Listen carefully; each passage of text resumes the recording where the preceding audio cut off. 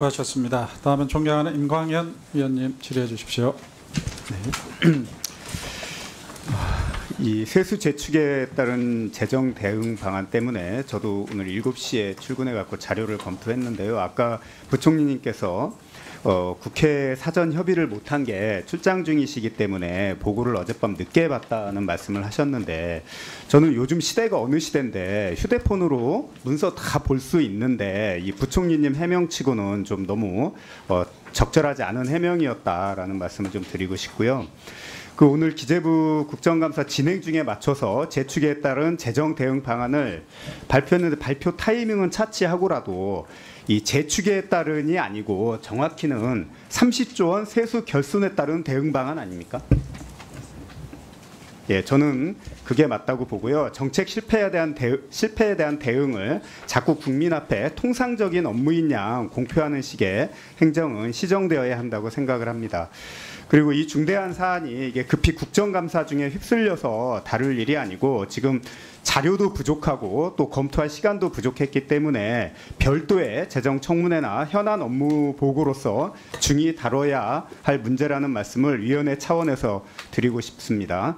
그리고 전체적인 내용을 이제 지적을 하자면, 장관님께서 지난 9월 재축의 보고 때 당시 외평기금 추가 활용 검토는 하지 않겠다고 말씀하셨는데, 또 외평기금 4조 원에서 6조 원을 활용하겠다고 했다는 것은 이 2달도 되지 않아 결과적으로 말을 바꿨다는 지적을 드리고 싶고요.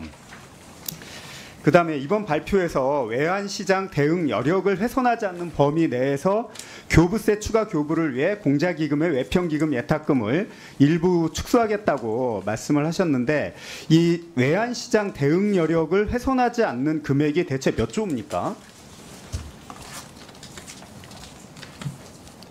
네, 저희 요즘 외환보유고와 그다음에 외평기금의, 잠깐만요, 죄송합니다. 전체 자산 말씀드려도 되나? 맞아요. 전체 재원은 이제 외평기금의 예. 전체 재원이 제가 알기로는 270조가 넘기 때문에 예. 제가 충분히 대응이 가능하다고 생각하고 있습니다. 예. 현재 환율 1,400원이 이 뉴노멀이라 이 외평기금에 여유가 있다는 것인지, 어쨌든 이 외평기금 4, 6조면 이 외환시장 대응 여력을 훼손하지 않는 범위라는 근거를 제시해 주시기 바랍니다. 네. 또 이 지방자치단체와 지방교육재정으로 갈 돈을 6.5조 원 배정 유보하겠다고 하셨는데, 이 가뜩이나 경제가 어려운 상황에서 불용 예산을 줄일 노력은 전혀 없이 통상적 불용이라면 이미 9조 원까지 불용 확정된 것처럼 쉽게 말하고 있습니다. 이 기재부 발표 자료에 부동산 거래 회복 및 공시가격 상승에 따른 취득세, 재산세 증가로 안정화 추세라고 하지만, 실질적으로 서울과 수도권 중심으로 부동산 거래가 회복되고 있고 지방은 아직 회복되고 있지 않습니다. 그래서 이 기재부가 말한 부동산 거래 회복 지자체들은 대부분 보통교부세 미교부 단체로서 이 서울시와 수도권 대도시의 경우에는 영향이 없겠지만, 지방재정이 열악한 광역자치단체의 경우 전체 세입의 40% 이상을 교부세가 차지하는 점을 감안하면 열악한 지방의 중소도시들은 더욱더 재정 여력이 없어서 이 지역 주민들의 복지재원으로 돌아갈 예산이 저는 부족할 우려가 있다는 말씀을 드리고요.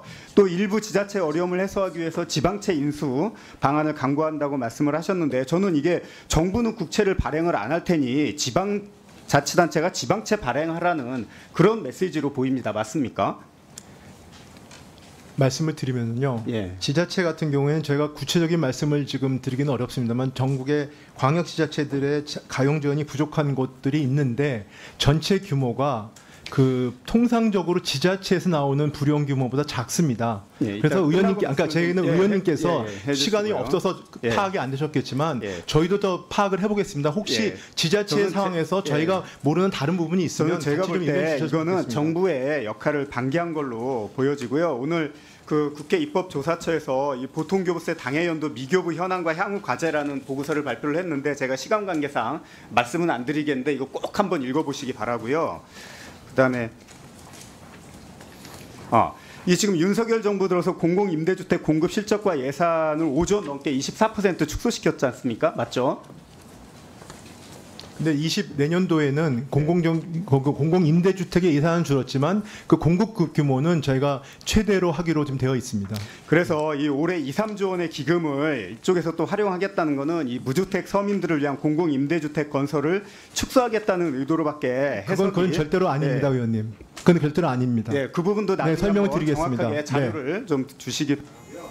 어쨌든 이번 발표한 세수 결손에 따른 재정 대응 방안은 말 그대로 무주택 서민들과 열악한 지방자치단체 그리고 지방교육을 퇴행시키는 대책으로 보여지고 있기 때문에 이 정부의 세수 추계와 이거를 국민들에게 떠넘기는 대책으로 보여지고 있습니다. 그래서 이 부분에 대해서 좀 지자부에서 정확한 해명을 좀 해줘야 될 것 같습니다. 네, 그렇게 하겠습니다. 예, 임광현 의원님 수고했습니다.